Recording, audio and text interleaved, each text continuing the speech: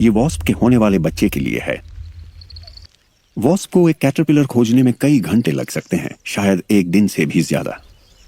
इस बीच वो न कुछ खाता है न पीता है। कैटरपिलर को खोजने के अलावा उसका और कोई लक्ष्य नहीं है।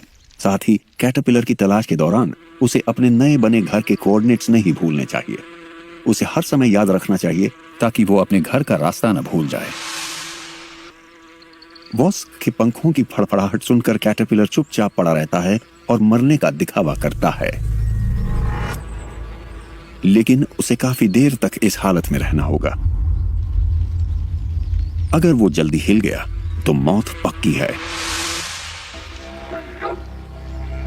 कैटरपिलर के पास बचाव का कोई और तरीका नहीं होता। शिकार को काबू में करने के बाद सैंड वॉस्प उसमें घातक नहीं पर लकवा मारने वाला जहर इंजेक्ट कर देता है। वो उसे मारता नहीं ताकि भविष्य में अपना लार्वा पैदा होने पर उसे ताजा भोजन मिल सके। लार्वा कैटरपिलर को जिंदा ही खा जाएगा। अब वो कैटरपिलर को अपने घोंसले तक ले जा सकता है, लेकिन ये शिकार को पैरों के बीच पकड़कर अच्छी तरह उड़ नहीं सकता। ये छोटी छोटी छलांगें लगा सकता है या एनर्जी कम होने पर उसे खींच सकता है। शिकारी सैंड वॉस्प उड़कर अपने घोंसले से सैकड़ों मीटर दूर सिर्फ कुछ सेकंड में पहुंच सकता है, लेकिन वापसी में उसे घंटों लग सकते हैं।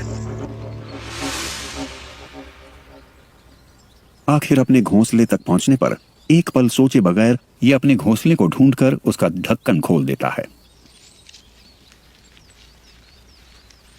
घोंसला ढकने से रेत वापस अंदर नहीं गिरती और अब ये जल्दी से अपने शिकार को अंदर छिपा देता है ताकि कोई उसे चुरा न ले। जमीन के अंदर पहुंचकर ये कैटरपिलर पर एक अंडा देता है और अब ये कैटरपिलर इसके लार्वा की खुराक बनेगा। फिर ये घोंसले से बाहर निकलकर उसे सील कर देता है। सैंड वॉस्प ने विकास का एक आखिरी कदम उठाया है। अपने सिर को तेजी से हिलाते हुए वो पत्थरों को जमाता है ताकि कोई शिकारी उसके खजाने को खोद न सके,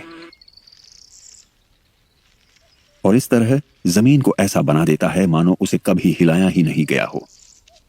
वो बेकार पत्थर छोड़कर सबसे अच्छे वाले चुनता है ताकि भविष्य में कोई दुश्मन उसकी जिंदगी भर की मेहनत बेकार न कर दे और उसके बच्चे को ढूंढ न ले।